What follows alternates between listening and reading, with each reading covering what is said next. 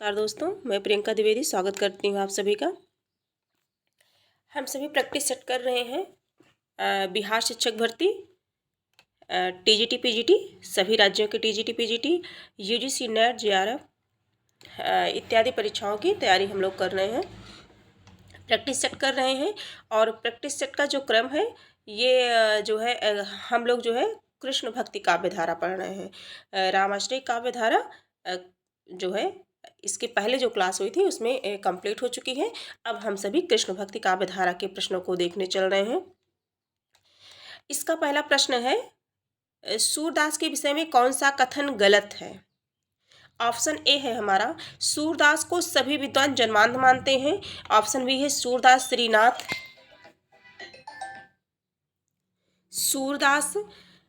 श्रीनाथ मंदिर वृंदावन में कीर्तन करते थे।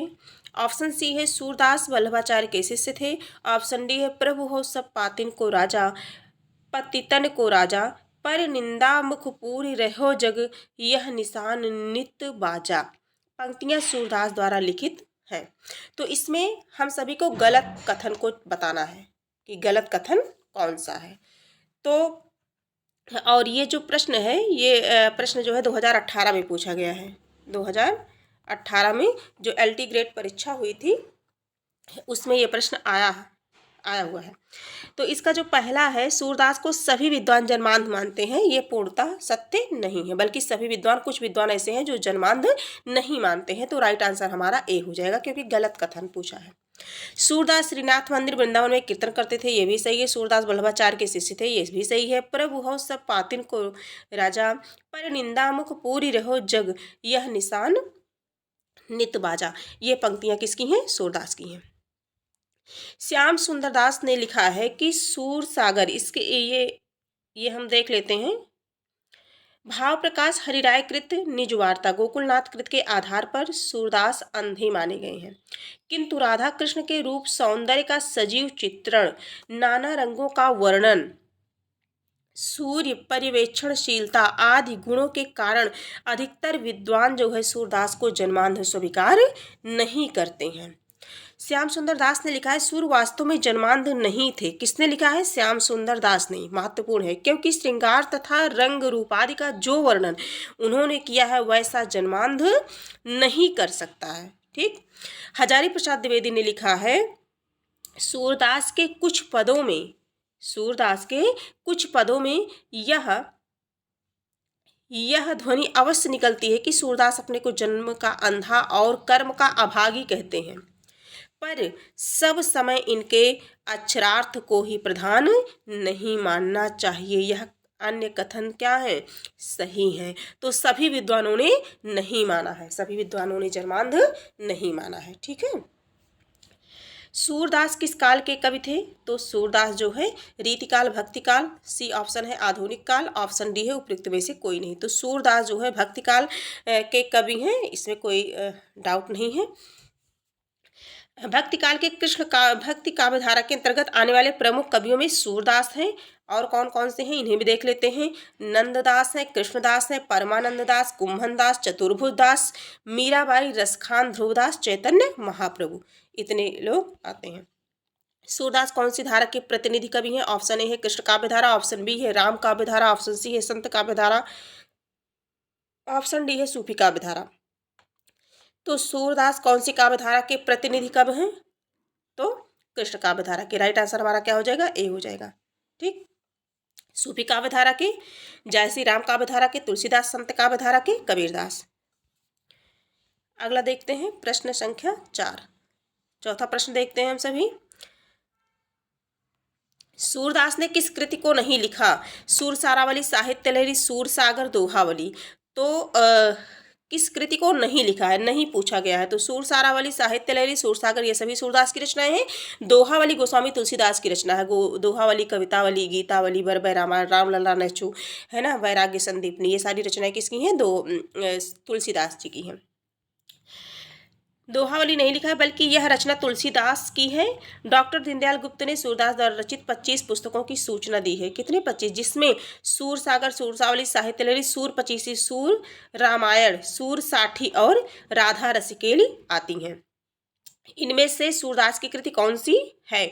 कवितावली, साहित्य लहरी। ऑप्शन ए है कवितावली, ऑप्शन बी है साहित्य लहरी, ऑप्शन सी है गीतावली, ऑप्शन डी है गंगा लहरी। तो इसमें से कौन सी कृति सूरदास की है? तो कवितावली, गीतावली नहीं है, गंगा लहरी, साहित्य लहरी है। कौन सा है, कौन सी रचना है? तो साहित्य लहरी। ठीक है। आगे है सूरसागर किस भाषा की कृति है? सूरसागर किस भाषा की कृति है? तो ऑप्शन ए है खड़ी बोली, ऑप्शन बी है ब्रजभाषा, ऑप्शन सी है अवधी, ऑप्शन डी है पंजाबी। तो कौन सी भाषा है? ब्रजभाषा है। राइट आंसर बी हो जाएगा। आचार्य रामचंद्र शुक्ल प्रमाणों के अभाव में सूरसागर को ब्रजभाषा की पहली रचना मानते हैं। किसकी पहली रचना? प्रमाणों के अभाव में सूरसागर को ब्रजभाषा की पहली रचना मानते हैं। कौन? शुक्ल जी मानते हैं। इनमें से सूर की रचना कौन सी नहीं है? सूरसागर ऑप्शन ए है, ऑप्शन बी है सूरसारावली, ऑप्शन सी है साहित्य लहरी, ऑप्शन डी है रास पांचाध्यायी। तो कौन सी नहीं पूछा गया है? तो राइट आंसर हो जाएगा डी, रास पांचाध्यायी नहीं है। तो रास पांचाध्यायी किसकी है? नंददास की है, नंददास की रचना है। रास पांचाध्यायी किसकी रचना है? नंददास की रचना है। ठीक, रास पंचाध्यायी नंददास की रचना है। ठीक है। श्रृंगार और वात्सल्य का सम्राट किस कवि को कहा जाता है? श्रृंगार और वात्सल्य रस का सम्राट, ये क्वेश्चन भी पूछा जाता है। टीजीटी परीक्षा 2016 में पूछा गया प्रश्न है ये। ऑप्शन ए है तुलसीदास, ऑप्शन बी है सूरदास, ऑप्शन सी है नंददास, ऑप्शन डी है कृष्णदास। तो किसे को माना जाता है? सूरदास को माना जाता है। राइट आंसर क्या हो जाएगा? बी हो जाएगा। श्रृंगार और वात्सल्य का सम्राट सूरदास को कहा जाता है। सूर के भाव चित्रण में वात्सल्य भाव को श्रेष्ठतम कहा गया है। वात्सल्य भाव के पदों की विशेषता यह है कि उनको पढ़कर पाठक जीवन की नीरस और जटिल समस्याओं को भूलकर उनमें मग्न हो जाता है। दूसरी ओर भक्ति के साथ श्रृंगार को जोड़ करके उनके संयोग और वियोग पक्षों का जैसा मार्मिक वर्णन सूर ने किया है वैसा अन्यत्र दुर्लभ है। जब सूर के पद आप पढ़ेंगे तो ये पूर्णतः स्पष्ट हो जाएगा। बिल्कुल सत्य कथन है। प्रश्न जो है 9, प्रश्न संख्या 9, सूरदास के दृष्टकूट पद किस काव्य ग्रंथ में संकलित है? तो सूरदास के ऑप्शन ए है सूरसागर, ऑप्शन बी है साहित्य लहरी, ऑप्शन सी है सूरसारावली, ऑप्शन डी है इनमें से कोई नहीं। तो साहित्य लहरी में संकलित है। किसमें है? साहित्य लहरी में। क्या साहित्य लहरी में संकलित है? सूरदास के दृष्टकूट पद, ये जो दृष्टकूट पद है काव्य ग्रंथ, तो साहित्य लहरी में संकलित है।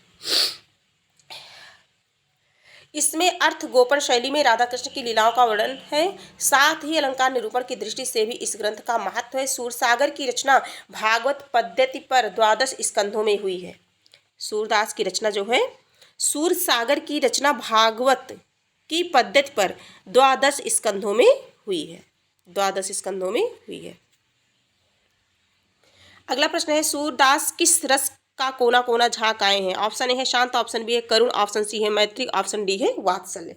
ये एनवीएस प्रवक्ता 2014 का प्रश्न आया हुआ है। तो किसका कोना कोना झाँक आए हैं? तो वात्सल्य का। किसका?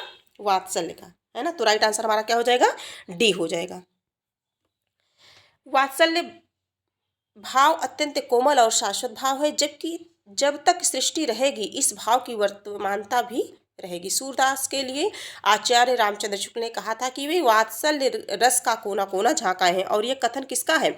शुक्ल का है। शुक्ल ने कहा है कि वो वात्सल्य रस का कोना कोना झाँकाए हैं। ठीक है। सैयद इब्राहिम का कवि नाम है? ऑप्शन ए है जान कवि, ऑप्शन बी है आलम, ऑप्शन सी है रसखान, ऑप्शन डी है इनमें से कोई नहीं। प्रश्न संख्या 11 है। तो सैयद इब्राहिम का कवि नाम है रसखान। क्या नाम है? रसखान। राइट आंसर हो जाएगा सी।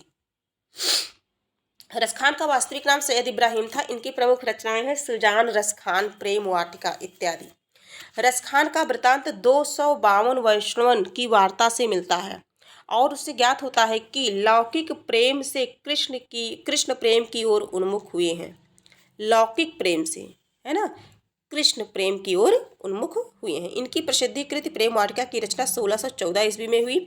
ये गोसाई विट्ठल नाथ के शिष्य थे। रसखान को सवैया छंद सिद्ध था। जितने सरस सहज प्रभावमय सवैये रसखान के हैं उतने शायद किसी अन्य कवि के हों। रसखान ने सूफियों का हृदय लेकर कृष्ण की लीला पर काव्य रचे हैं। ठीक है। अगला प्रश्न है, प्रेम वाटिका नामक ग्रंथ रचयिता है। प्रेम वाटिका नामक जो ग्रंथ है उसके रचयिता कौन है, रचित किसके द्वारा रचित है? ऑप्शन ए है रसखान द्वारा, ऑप्शन बी है रहीम द्वारा, ऑप्शन सी है नंददास द्वारा, ऑप्शन डी है मीराबाई के द्वारा। और ये प्रश्न जो है टीजीटी परीक्षा 2010 में आया हुआ प्रश्न है। तो प्रेम वाटिका किसकी रचना है? रसखान की है। अभी हम लोगों ने पढ़ा है, प्रेम वाटिका किसकी है? रसखान की। राइट आंसर ए हो जाएगा। भक्तिकाल के किस कवि को जड़िया कवि विशेषण से विभूषित किया जाता है? जड़िया कवि। ऑप्शन ए है नंददास, ऑप्शन बी है परमानंद। प्रश्न संख्या 13 का है। और ऑप्शन सी है सूरदास, ऑप्शन डी है चतुर्भुज दास, है ना। तो राइट आंसर हमारा क्या हो जाएगा? जड़िया कवि किसे कहा गया है? तो नंददास को कहा गया है। किसे कहा गया है? नंददास को, नंददास। ठीक, अगला देखते हैं। थोड़ा सा नंददास के बारे में जानकारी इकट्ठा कर लेते हैं, इनसे प्रश्न बन सकते हैं। नंददास 16वीं शती के अंतिम चरण के कवि थे। ये भक्तिकालीन कृष्ण भक्ति काव्य धारा के कवि थे।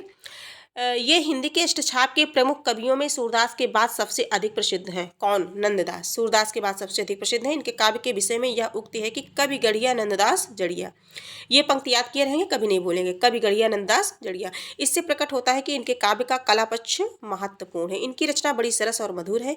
इनकी सबसे प्रसिद्ध रचना क्या है? रास पंचाध्याय। अभी ऊपर हम लोगों ने पढ़ा कि रास पंचाध्याय किसकी रचना है? नंददास की है, जो रोला छंद में लिखी गई है। नंददास की अन्य प्रमुख रचनाएं हैं, कुछ इनकी इंपॉर्टेंट रचनाएं हैं। नंददास की जो भंवर गीत है, भ्रमर गीत सूरदास की है।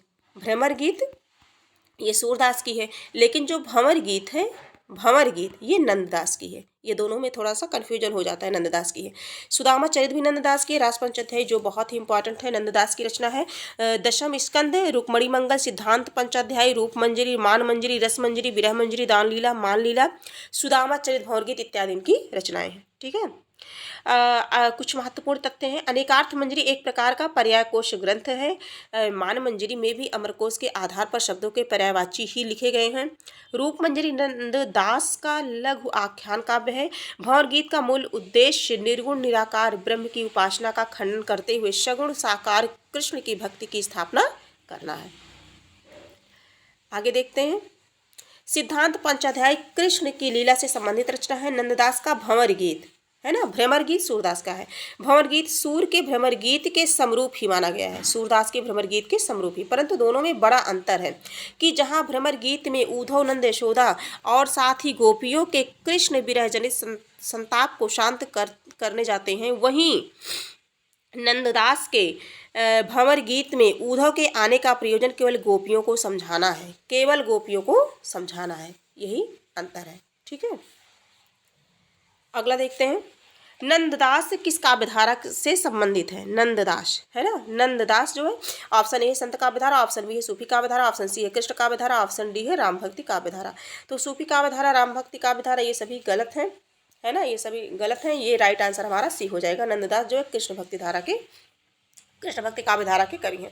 सुदामा चरित के लेखक है। प्रश्न संख्या 15 है, सुदामा चरित के लेखक हैं। ऑप्शन ए है सूरदास, ऑप्शन बी है नंददास, ऑप्शन सी है रत्नाकर, ऑप्शन डी है इनमें से कोई नहीं। तो सुदामा चरित प्रश्न संख्या क्या है? 15 है। सुदामा चरित के क्या है? नंददास है। अभी ऊपर नंददास की बहुत सारी रचनाओं को हम लोगों ने पढ़ा, तो उसी में से सुदामा चरित क्या है? नंददास की रचना है। और भंवर गीत क्या है? नंददास की रचना है। ठीक है। रास पंचाध्याय किसकी रचना है? तो नंददास की रचना है। कुछ रचनाएं हैं जो महत्वपूर्ण हैं। अगला है प्रश्न संख्या 16 है, भ्रमर गीत परंपरा में भंवर गीत की रचना की है। ऑप्शन ए है नंददास, ऑप्शन बी है सूरदास, ऑप्शन सी है रत्नाकर, ऑप्शन डी है ब्रजवासी दास, है ना। टीजीटी परीक्षा 2002 में यह प्रश्न आया हुआ है। तो भ्रमर गीत परंपरा में भंवर गीत की रचना किसने की? तो किसने की है? तो वो की है नंददास ने। राइट आंसर हमारा क्या हो जाएगा? ए हो जाएगा। राइट आंसर क्या हो जाएगा? ए हो जाएगा। प्रश्न संख्या कौन सा है? प्रश्न संख्या 16। अगला प्रश्न देखते हैं। 17 नंबर का प्रश्न देखते हैं। रसमंजरी किस कवि की कृति है? ऑप्शन ए है केशवदास, ऑप्शन बी है भूषण, ऑप्शन सी है नंददास, ऑप्शन डी है छीत स्वामी। ये जो है टीजीटी परीक्षा 2016 में आया हुआ प्रश्न है। तो रसमंजरी, मान मंजरी अभी हम लोगों ने देखा है ना। तो रसमंजरी किसकी रचना है? जो है रसमंजरी नंददास की रचना है। किसकी है? नंददास। राइट आंसर क्या हो जाएगा? सी हो जाएगा। प्रश्न संख्या 18 रास पंचाध्याय के लेखक है। तो रास पंचाध्याय के लेखक कौन है? नंददास है। इसमें ज़्यादा जो है टाइम नहीं वेस्ट करना है, हम लोग पढ़ ही रहे हैं इसे। हाँ, थोड़ा सा ये विवादित है, देख लेते हैं। नंददास ने रासपंचाध्याय की रचना की है, इसी नाम से रहीम ने भी एक काव्य की रचना की है। तो अगर परीक्षा में ऐसे आ गया तो ऑप्शन ए और सी, ए और सी, नंददास है ना, और दूसरा क्या है, रहीम। रहीम ने भी रासपंचाध्याय नामक की है। इससे डिटेल में बाद में जानेंगे, ये नंददास, ठीक है। रासपंचाध्याय का रचयिता कौन है? ऑप्शन ए है रसखान, ऑप्शन बी है कृष्णदास, ऑप्शन सी है परमानंद दास, ऑप्शन डी है नंददास। तो रासपंचाध्याय की रचना किसने की है? तो यहाँ तो रहीम है नहीं, कौन हो जाएगा? नंददास, है ना। राइट आंसर क्या हो जाएगा? डी हो जाएगा। प्रश्न संख्या 19। प्रश्न संख्या 20 देखते हैं। नंददास का पर्याय कोश ग्रंथ है। ऑप्शन ए है बिरह मंजरी, ऑप्शन बी है रूप मंजरी, ऑप्शन सी है रस मंजरी, ऑप्शन डी है अनेकार्थ मंजरी। तो नंददास का पर्याय कोश ग्रंथ है। प्रश्न संख्या 20 है, तो इसका अनेकार्थ मंजरी है। कौन सा है? राइट आंसर हो जाएगा, राइट आंसर हो जाएगा हमारा डी, अनेकार्थ मंजरी। ये क्या है? पर्याय कोश ग्रंथ है। अनेकार्थ मंजरी एक प्रकार का पर्याय कोश ग्रंथ है। इसके मंगलाचरण में शुद्धाद्वैत संबंधी दार्शनिक विचारों को प्रकट किया है। मान मंजरी में भी अमर कोश के आधार पर शब्दों के पर्याय वाची ही लिखे गए हैं, इसीलिए बताया है कि पर्याय कोश ग्रंथ है अनेकार्थ मंजरी। मीराबाई का मलार किसकी कृति है? ऑप्शन ए है मीराबाई, ऑप्शन बी है नंददास, ऑप्शन सी है छीत स्वामी, ऑप्शन डी है गोविंद स्वामी। प्रश्न संख्या 21। तो मीराबाई का मलार मीराबाई की है। किसकी है? मीराबाई की है। प्रश्न संख्या 22 देखते हैं। मीराबाई के बारे में थोड़ी सी जानकारी इकट्ठा कर लेते हैं। मीराबाई का मलार मीराबाई की कृति है। भक्तकालीन साहित्य में मीराबाई ने कुल 4 ग्रंथों की रचना की थी। नरसिंह जी का मायरा, गीत गोविंद टीका, राग गोविंद टीका, राग सोठा। ये चारों इंपॉर्टेंट है, याद करना जरूरी है। इसके अतिरिक्त उनके गीतों का संकलन मीराबाई की पदावली नामक ग्रंथ में किया गया है, जिसमें प्रमुख है नरसिंह जी का मायरा, मीराबाई का मलार, राग गरबा गीत या मीरा की गरबी, रुक्मणी मंगल, नरसिंह मेहता की हुंडी, चरित आदि। अन्य महत्वपूर्ण कुछ तत्व हैं। मीराबाई रविदास रैदास की शिष्या थी। किसकी? रविदास या रैदास की शिष्या थी। मीराबाई ने चित्तौड़गढ़ में रविदास छतरी का निर्माण किया। रविदास छतरी का निर्माण कहाँ किया? चित्तौड़गढ़ में। और मीराबाई किसकी शिष्या थी? तो रविदास की। रविदास इनके क्या थे? गुरु थे। तो अगला प्रश्न ही आ गया कि मीराबाई के गुरु कौन थे? तो मीराबाई के गुरु कौन थे? रविदास या रैदास। राइट आंसर बी हो जाएगा। राइट आंसर क्या हो जाएगा? बी हो जाएगा, ठीक। और मीराबाई की रचना नहीं है प्रेम वाटिका, ऑप्शन ए है, ऑप्शन बी है रुक्मणी मंगल, ऑप्शन सी है नरसिंह मेहता की हुंडी, ऑप्शन सी है नरसिंह जी का मारा। तो मीराबाई की कौन सी रचना नहीं है? तो कौन नहीं है? प्रेम वाटिका। कौन नहीं है? प्रेम वाटिका नहीं है। प्रेम वाटिका किसकी रचना है? रसखान की रचना है। किसकी रचना है? रसखान की। प्रेम वाटिका रसखान की रचना है। रुक्मणी मंगल मीराबाई की रचना है, इसी नाम से कई और लेखों की रचनाएं हैं। नरसिंह मेहता की हुंडी तथा नरसिंह जी का मारा भी मीराबाई द्वारा लिखा गया है, जैसा कि ऊपर अभी हम लोगों ने पढ़ा। अगला, रामचंद्र शुक्ल के अनुसार आदि गुरु ग्रंथ साहिब में रैदास के कितने पद संग्रहित है? किसके अकॉर्डिंग पूछा गया है? तो पूछा गया है शुक्ल के अकॉर्डिंग, है ना। अनुसार आदि गुरु ग्रंथ साहिब में रैदास के कितने पद संग्रहित है? तो रैदास के कितने पद संग्रहित है? 40 पद। कितने पद? 40 पद। किसके अकॉर्डिंग? शुक्ल के अकॉर्डिंग, ठीक है। आदि गुरु ग्रंथ साहिब में रैदास के 40 ग्रंथ जो है संग्रहित है, पद संग्रहित है, और ये शुक्ल ने कहा है। और ये प्रश्न आया भी था 2018 में KVS। आचार्य शुक्ल के अनुसार आदि गुरु ग्रंथ साहिब में 40 पद संग्रहित हैं। रैदास प्रसिद्ध कृष्ण भक्त कवयित्री मीराबाई के गुरु माने जाते हैं। रैदास जात के चमार थे। इनका जन्म काशी में 1388 ईस्वी में हुआ था। आकाश धर्मा गुरु कहे जाने वाले रामानंद रैदास के भी गुरु थे। रामानंद रैदास के गुरु कौन थे? रामानंद थे। रैदास के गुरु रामानंद थे। और रैदास किसके गुरु थे? मीराबाई। मीराबाई के गुरु जो है रैदास, ठीक है। प्रश्न संख्या 25 है। इनमें से पुष्टि मार्गी कवि कौन है? ऑप्शन ए है सूरदास, ऑप्शन बी है कबीरदास, ऑप्शन सी है जयसी, ऑप्शन डी है तुलसीदास। तो इसमें से पुष्ट मार्गी कौन है? सूरदास है। राइट आंसर क्या हो जाएगा? ए हो जाएगा। Right answer A.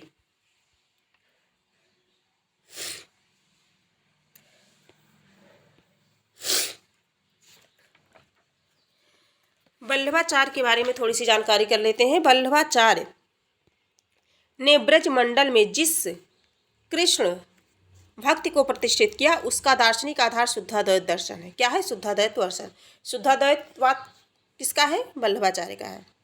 साधना और व्यवहार क्षेत्र में शुद्धाद्वैत दर्शन के साथ जिस भक्ति को स्थान दिया उसका आधार उन्होंने पुष्टि मार्ग को बनाया। क्या बनाया? पुष्टि मार्ग। पुष्टि मार्ग किसका है? सूरदास का है।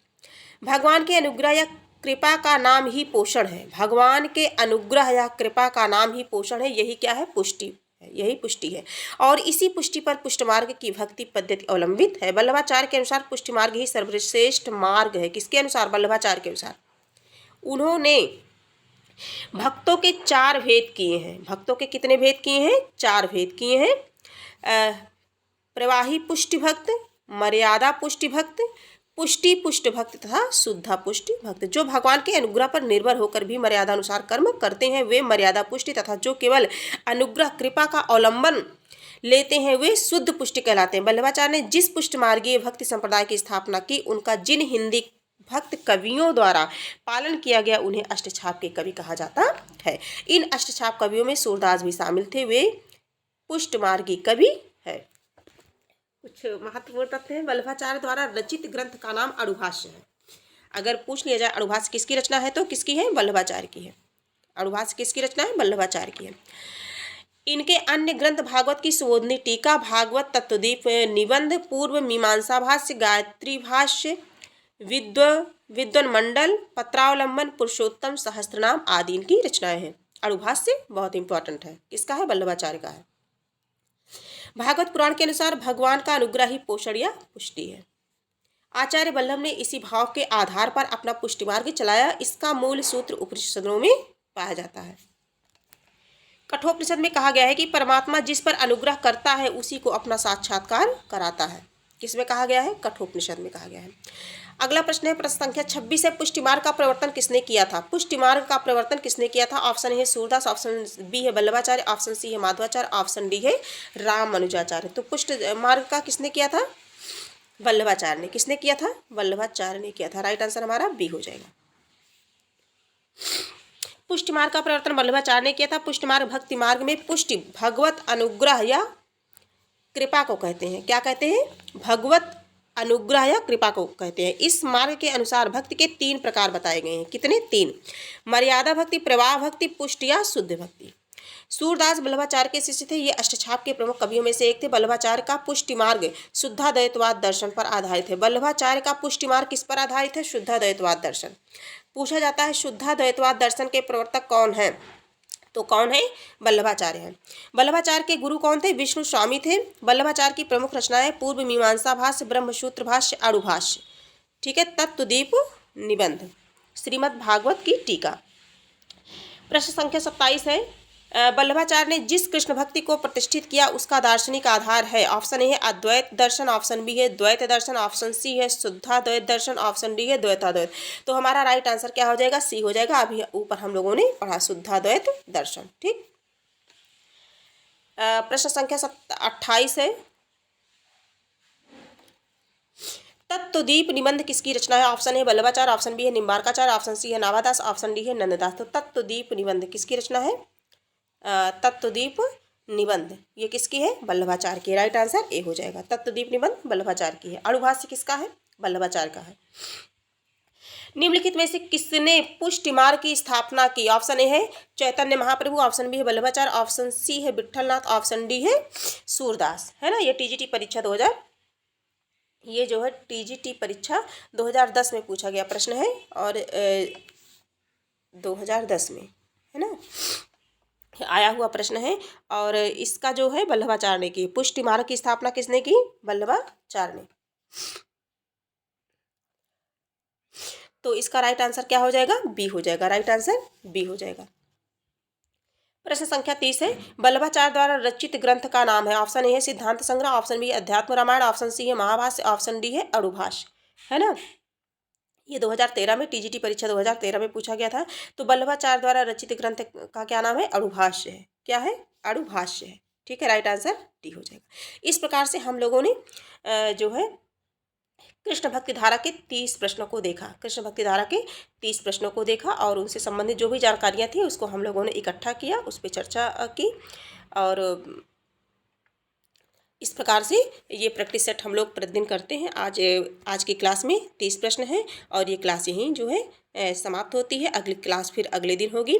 और हाँ, एक मैं निवेदन करना चाहूँगी आप लोगों से कि अगर ये प्रैक्टिस सेट जो ये श्रृंखला चल रही है, ये यदि आप लोगों को समझ में आए, आप लोगों को लगे कि हाँ, ये आपकी परीक्षा को एक कदम और आगे कर सकता है, आपको जो है आपके आत्मविश्वास को, आपके मनोबल को बढ़ा सकता है। ये अगर क्लास अच्छी लगे तो आप लाइक और शेयर सब्सक्राइब ज़रूर करें, क्योंकि आपका एक लाइक और एक सब्सक्राइब जो है हमारे मनोबल को बढ़ाता है और मुझे प्रेरित करता है क्लास को बनाने के लिए, जो है अपलोड करने के लिए। तो आपका सहयोग और प्यार जो है हमेशा बना रहे, यही चाहती हूँ। बस ये क्लास यही समाप्त होती है। धन्यवाद।